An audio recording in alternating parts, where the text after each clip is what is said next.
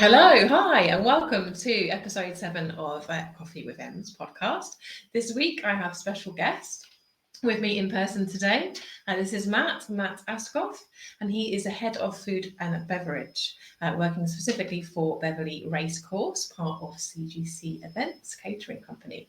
So, hi Matt, welcome. Hi, nice to have you. Thank you so much for joining me today. Could you first of all introduce yourself, a bit about yourself, and your career in terms of like where you started to where you are today? That would be great. Yes, absolutely. So my career spans back quite a lot of years. I started as a pot wash, worked my way up into gastropubs. Very quickly went through university at Leeds, where I did event management, which was the first course of its kind in 2006. And then when I graduated in 2010 for that, went into the hotel trade, went into fine dining, learning all about how to serve food properly and looking after weddings. And then I took the opportunity to go into large events, which was my first proper role at York Racecourse. So, it's Ascot of the North, as it's known as.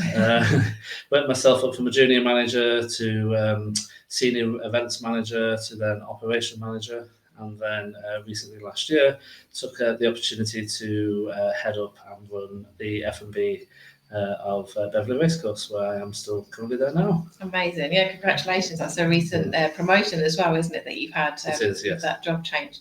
And we met at Leeds University, didn't we? We did, yes. Your degree. Yes. What was the degree that you did again? It was BH On's event management. So it was a 4-year course with a sandwich year of doing a placement, which I did at Hazelwood Castle. So yes, it seems a long time ago. Yeah, it does. Yeah, many years ago. But yeah, so much has happened since then, and you really have progressed your career, and you're running quite a large operation. So how many people is it that you have that you're running in terms of like when you have these big events at the races? So the Beverley Racecourse has its low and high days. So low days are sort of midweek racing, so they can have anything up to 80, 90 staff on a race day with management. When we go to the high days, which are our Saturdays, Ladies' Day, we're talking 200 plus staff and management. So, it does vary, but it's a very big operation for one person to look at. Yeah. And you would have, you were saying, was it 15 direct or managers reporting into you on the day when you're running the Yes. So come Ladies' Day, it's definitely 15 managers, an average of 10 managers on a quieter day. So, and then we've got the chefing team, which will be 8 to 14 chefs as well, plus all the supervisors and staff in between and head bars. So it's a lot of people. Yeah, it's a big operation, that. And the last podcast we talked about leadership. So when you're managing a large operation like this, obviously there's that leadership involved in it. But what's your secret to the success in pulling it off this kind of scale? Yes, so I would say I'm a bit of an overthinker, so I sort of walk myself through every race day, thinking of the largest event day that we're going to do that year, looking at every aspect. So on a quiet Tuesday when we're racing, that would have had multiple planning as it was to make sure we had the right staffing levels, meet your financial targets. But I'm looking at the higher days, how can we be better, where is there an issue, what could go wrong if we don't think of it this way. And then when we get to that race day, I've probably thought about it 1,000 times. Touch wood, it's all done really, Yes. really smoothly, and it was successful last year for me. So that's kind of my sort of secret for myself. Incredible. So you literally walk through the race course, and you sort of picture it, do you, in your mind as to this is what should happen, and then if this wasn't to happen, you'd have your backup options and how to handle. Yes, exactly. Yeah. From the minute they arrive to how the queuing's going to be, to what first bar they're going to hit, to how the crowds will move. And just look at the way where you're going to staff them areas, move stuff around a bit later on, and yes, literally just overlooking it, because as from the beginning when you arrive to the end, you are in a different place completely. People move around. Yeah, and financially, like you spotted some quite nice tricks. I remember in the past where you've had like pop-up Prosecco tents, haven't you? That's done really well. Yes, we have pop-up bars. We have little quirky Holzbox vans that come and do just Prosecco, people walking around selling it. So yes, there's lots of nice little quirky things, including cocktails. Yeah, no, nice. Always like them. Yeah, we do. But it saves the queues as well, doesn't it? It was really clever what you designed. What what was it that design? Whereabouts was that? Were you designed rather than having the big queues that there'd be certain, like certain prosecco tents dotted about? Yes, so with the racecourse, it's built up of multiple different buildings. So there's only so many people can get to a bar in a certain amount of time. So it's all about fast serving, fast queues, and having that guest experience as they arrive, making sure that they get a drink as quick as possible.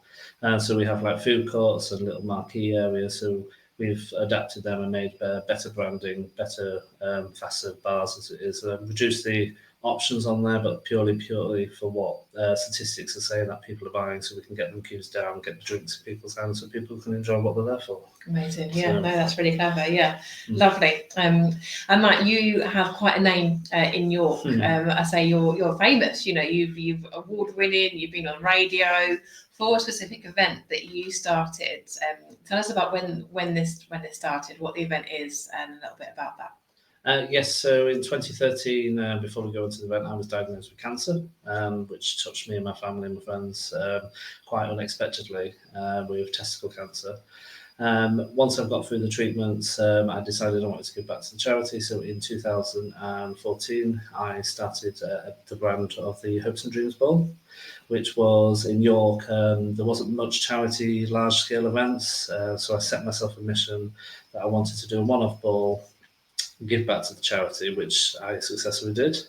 And that first year, it wasn't as big as I wanted, but it was still a really big achievement for me. And we raised $4,500 that first year, which was an exciting time. But then I got the buzz. Yeah. And here we are still doing it. Yeah. So we've done 7 balls. Some have been postponed due to COVID, unfortunately, for a couple of years. One has been for recent family issues. But we're now going on to the 7th ball now. Yes, which we can say that we've happily raised so far £160,000. £160,000, yes. Incredible. Yes. I've been to the balls myself and absolutely love them. It's such a good evening, and so proud of what you achieved. And you won an award, didn't you, last year? Yes. So the last event that we did, we finally sold out, and it's always known as the event of the area. And we won Best Charity Event of Yorkshire. So oh my gosh, that was a massive, an unexpected achievement. Yeah. We were at the award ceremony, we were up against some real big events, and we were just sat at the table thinking, we haven't got a chance, but it's nice to be recognised. And then our name came out, and it was very unexpected because we weren't prepared for anything. So good. You're so dedicated, though, Matt. And it's not an easy task. It's something that you would be involved in every day of the year. Yes. With certain people that you're contacting, organising. It's a big thing to pull off, isn't it? Yes, and it's one of those events which is family orientated. It's not a committee of corporate people putting it together. It's literally myself, my mum, and friends joining in to help when the pressure starts. And it does take your life away. It's every day, every hour, every email is every other 2 emails will be something to do with a raffle prize, a donation, a booking. And we're talking 4, 5, and now even there's 550 people joining the event. And it's a lot of people to control, manage, and beat all the expectations, get the literature out to them. So it's it's a lot of work, and that's without even starting the auctions and the raffle donations, which are a major part of the evening. Yeah, to raise the fund. So, yes. Could you walk us through the event? So this year, tell us about the event for this year, and walk us through as you would do, as if you were there, and planning it, as in like what's going to happen when you arrive, through to all the different sort of entertainment that's going on the evening. Yes, so the whole brand of the event was to not be overpriced. It's all about raising money on the night. We like to have corporate families join us as well, and it can be parties of all sizes welcome. So we like to start early, so I always say 6 o'clock arrival, and you'll arrive to a really long, fantastic green Oscar-style sort of arrival into an amazing sort of drinks reception, which is all branded up by one of our sponsors. So you'll have live entertainment, but not just music. I take it the extra mile. We have stilt walkers, we have fire blowers, we have magicians. So everywhere you look, there's something going on to entertain everybody. And 500 people is a lot of people to entertain. So that's why there's a lot of entertainment put into such a small space to make sure everybody gets something for their entertainment. Then we'll go upstairs for dinner, where we will quite swiftly get all the sort of formalities out of the way, the speeches, why we're there, what we're trying to achieve. And then we start the real party, where we'll serve dinner, but we'll have live dinner entertainment from local drama groups to get the local community involved, which have all been fantastic. And they also like to do their own events outside of the event and donate on the night, so it becomes really quite personal to them. And then we'll have magicians again, fire blowers, and then we'll have a headline act where we've had people from the X Factor and local sort of events, and Britain's Got Talent we've had there, which we always keep a secret, we never announce until the evening. And then we'll start the party after dinner, after the live auction. We'll have 2 rooms. We'll have an Ibiza lounge, which is back downstairs where the drinks was, where people can go and dance the night away, casinos, sweet treats. Then upstairs we have a live band, the Monotones, who sponsor the evening, and then we'll go on till 2 in the morning. Yeah, so you really are danced off. It's literally everything. It's amazing. Yes, it is a jam-packed the fundraisers you come in, and then you've got the magicians, and then obviously the meal as well. It's always beautiful meal that's prepared and everything.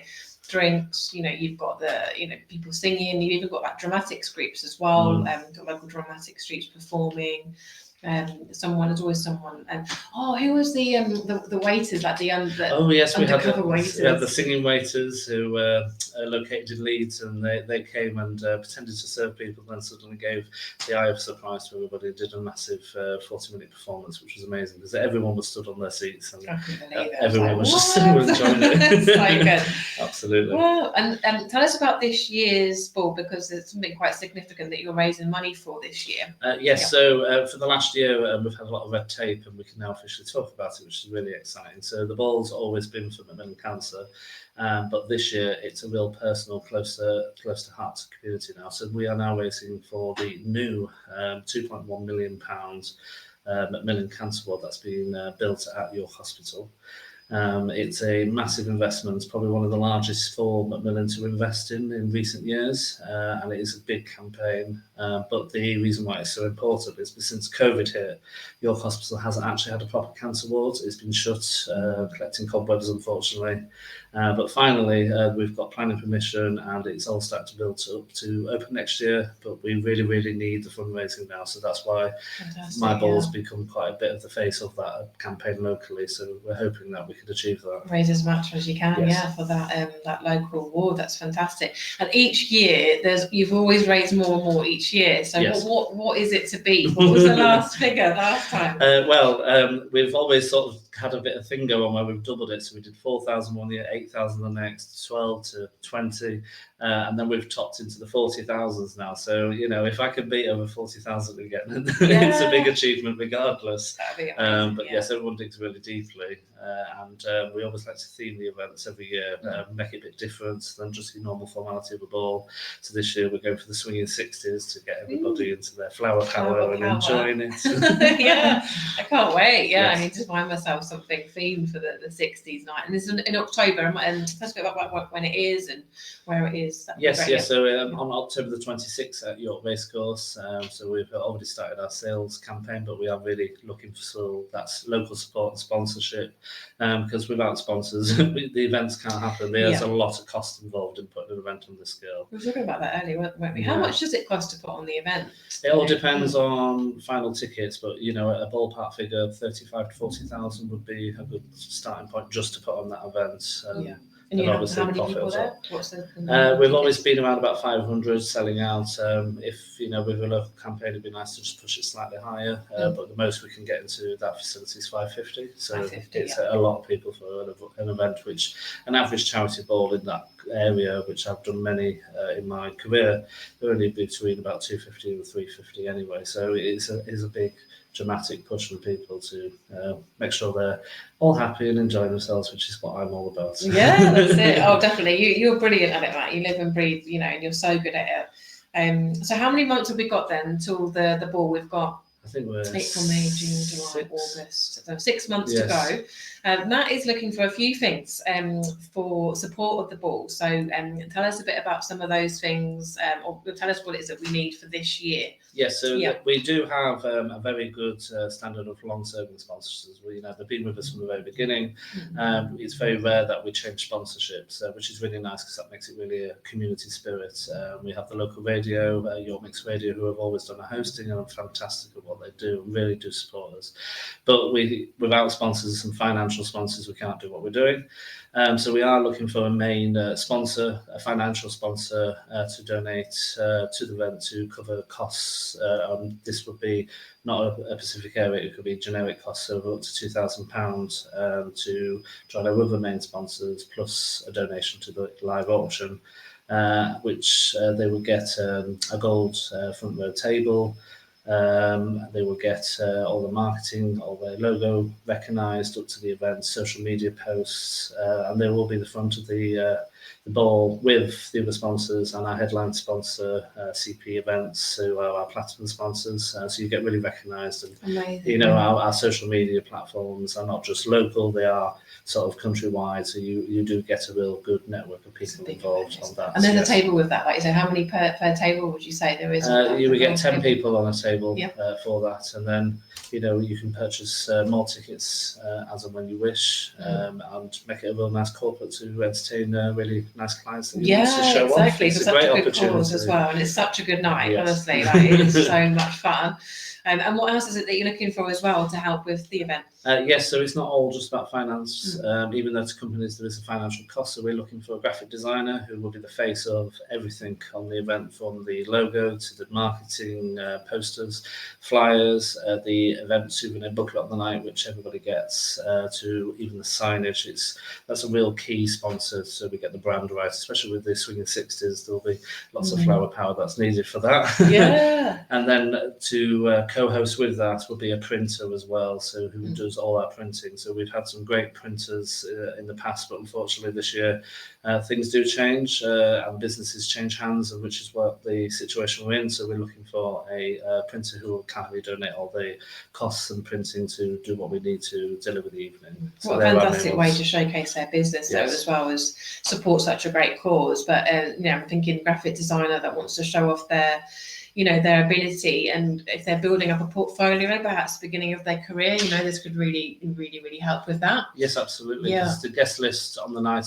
there's a lot of corporate businesses in there. Our sponsors, big companies as well, like Retro Gas Supplies, which is based in Yorkshire, Streamline Taxes, but they're all well connected and have networking events, and you will definitely get a building a portfolio that will pay back in your gratitude for this. And I love the auctions that you have as well. There's some great donations. I mean, we're talking gliding experiences, hot air balloons, helicopter, rides. People donate some fantastic experiences, don't they? They do, yes. The auctions. We even had Tuscany last time, and I really wanted that. Yeah, that looks beautiful. Yeah.